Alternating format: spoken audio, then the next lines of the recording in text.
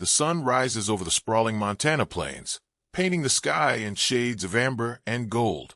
The camera pans across weathered fence posts, rolling grasslands, and a modest ranch house that has stood for 3 generations. This is the Harrison Ranch, a place where dreams were built with calloused hands and unwavering determination.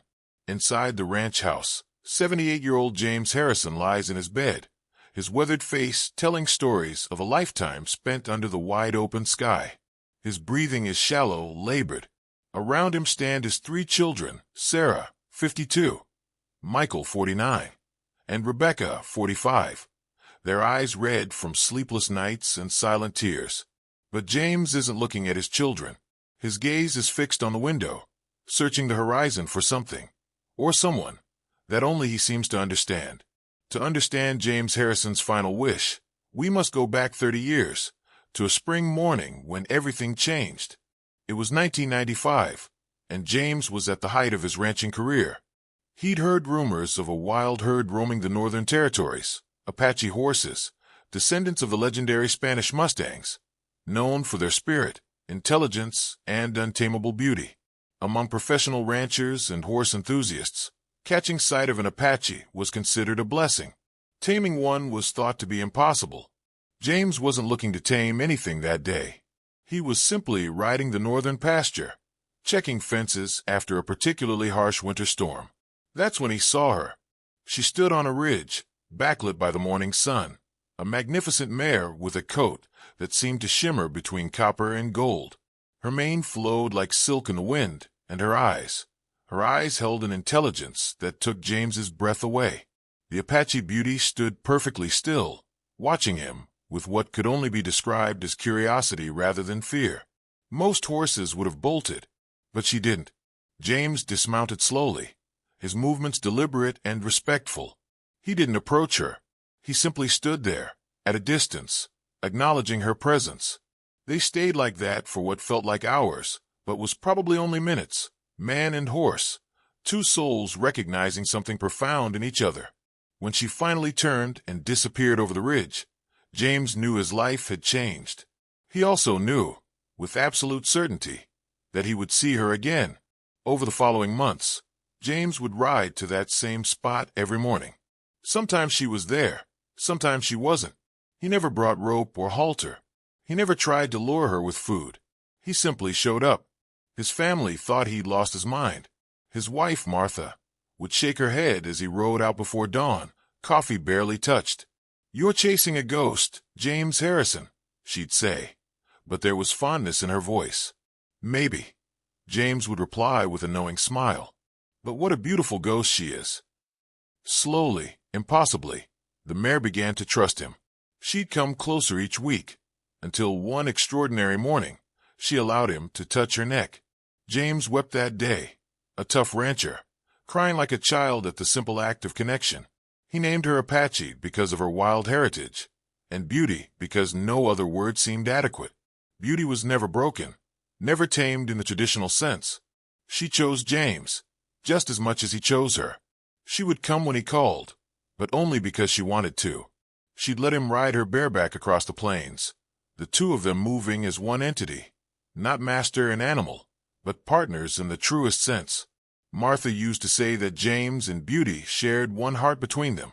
When Martha passed away 7 years ago, Beauty stood outside James's bedroom window for 3 straight days, as if she understood his grief. And perhaps she did. The cancer diagnosis came 6 months ago, stage 4, aggressive, inoperable. The doctors gave James 6 months at most. They were almost exactly right. As his body weakened, James's connection to Beauty seemed to strengthen. Even when he could no longer walk to the stables, he would sit by his window, and Beauty would appear. She'd stand in the yard, just looking at him, for hours at a time. "She knows," James told his children. "She knows what's coming." Sarah tried to rationalize it. "Dad, she's just used to your routine. She's probably wondering why you're not coming out." But Rebecca, who had inherited her father's intuitive nature, believed differently. "No, Dad's right. She knows." 3 days before James passed, he gathered what strength he remained and called his children to his bedside. His lawyer, M.R. Peterson, was there too, having been summoned urgently. "I need to add something to my will," James whispered, his voice barely audible. The children leaned in, expecting perhaps a forgotten bank account or a piece of jewelry for the grandchildren. What James said next froze everyone in the room. "When I die, I don't want a traditional funeral service. No church, no burial in the town cemetery." He paused, gathering breath. "I want to be taken to Morgan's Ridge, the place where I first met Beauty. And I want Beauty to carry me there, one last time." The room fell into stunned silence. "Dad," Michael began carefully, "Beauty is almost 30 years old now. That's ancient for a horse.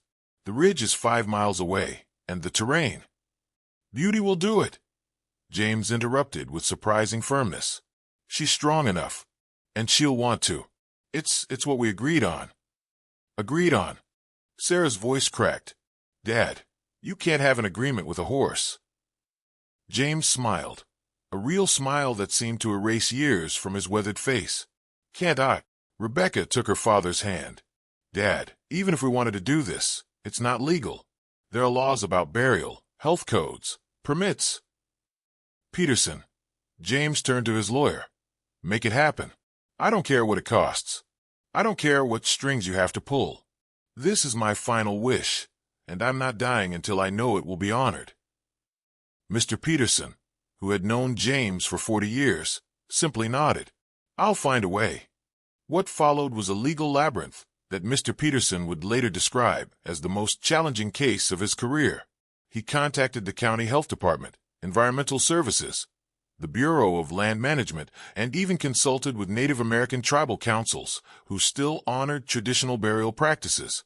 The breakthrough came from an unexpected source, Chief Robert Many Horses of the Crow Nation, who had heard about James's wish through the community grapevine. "Your father wants to return to the earth the way our ancestors did," the chief told James's children when he visited the ranch. "He wants his final journey to be one of respect, respect for the land, respect for the bond he shared with that magnificent animal. This is not something to be denied because of paperwork."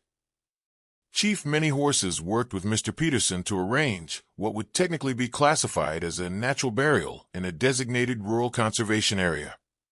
It required environmental impact studies, water table tests, and more bureaucratic red tape than anyone thought possible. But piece by piece, permit by permit, they made it happen. The land on Morgan's Ridge was designated as a private family conservation burial ground. The necessary permissions were granted. Against all odds, James Harrison's impossible final wish was becoming a reality. James passed away on a Tuesday morning, just as the sun was rising, the same time of day when he'd first encountered Beauty 30 years earlier. Beauty appeared at his window moments after he drew his last breath, before anyone had called her, before anyone had even confirmed he was gone. She stood in the early morning light and released a sound that none of them had ever heard before, a cry that was part whinny, part moan, all grief. Rebecca went outside and approached the aging mare carefully. "He's gone, girl. He's gone." Beauty's eyes, still bright and intelligent despite her age, fixed on Rebecca's face. Then the horse did something remarkable. She walked to the front door of the house and stopped, standing perfectly still, waiting. "She knows," whispered Sarah, who had joined her sister outside. "My God, she actually knows what's supposed to happen. 3 days later, as the morning sun painted the sky the same gold and amber colors as 30 years before, a small procession gathered at the Harrison Ranch. James's body had been prepared according to natural burial practices, wrapped in a simple biodegradable shroud. A specially designed travois had been constructed, similar to those used by Native American tribes historically, that could be gently pulled by a horse without causing strain.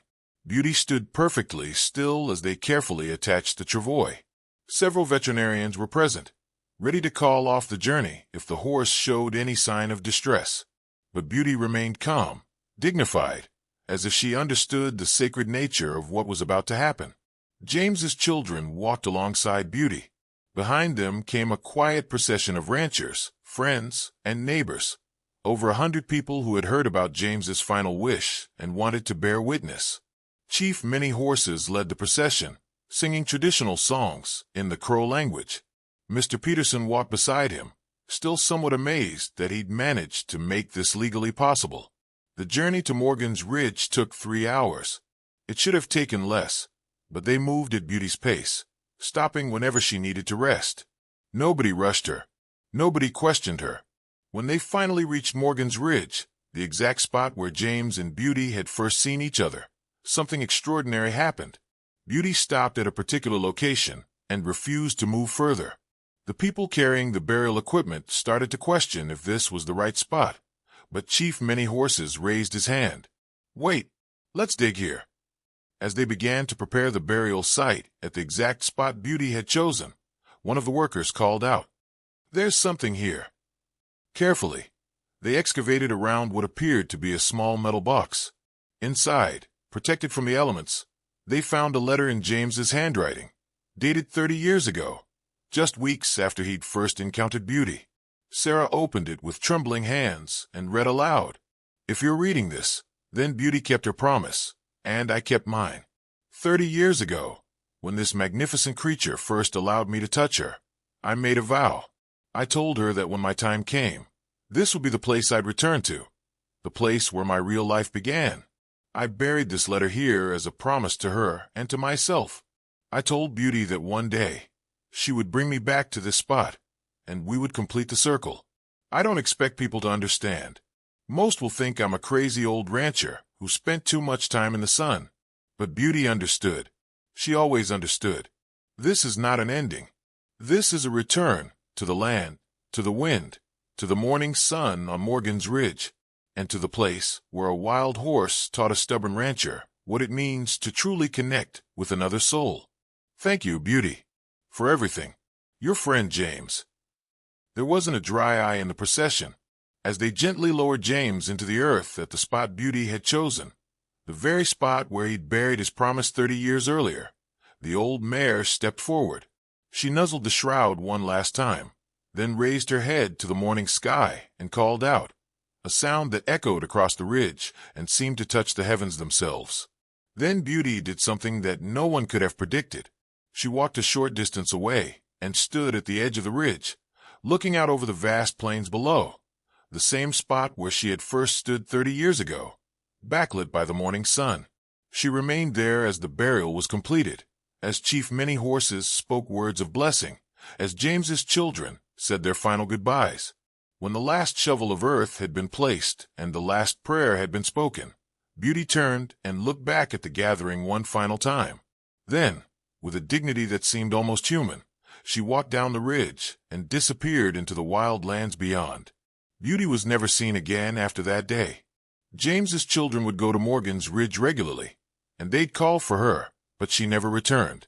Some say she had completed her promise and returned to the wild. Others believe she went to Morgan's Ridge to pass away peacefully, joining James in spirit the same way they'd been joined in life. The Harrison Ranch continues to operate, now run by James's grandchildren. And every morning at sunrise, someone from the family visits Morgan's Ridge, not out of sadness, but out of respect for a bond that transcended everything we think we understand about the relationship between humans and animals. The story of James Harrison and Beauty the Apache horse has become legend in Montana. It's a tale shared in local diners, taught in schools, and passed down through generations, because it reminds us of something fundamental and true, that the deepest connections in life aren't always between humans. Sometimes they're between kindred spirits who recognize each other across the boundaries of species, time, and even death itself. James Harrison's final request didn't just freeze everyone who heard it, it transformed them. It challenged them to think differently about love, loyalty, and the mysterious bonds that connect all living things. And somewhere on a ridge in Montana, where the morning sun still paints the sky gold and amber, two spirits completed a circle that began with a simple moment of mutual respect between a rancher and a wild horse. Some circles, it turns out, are meant to last forever.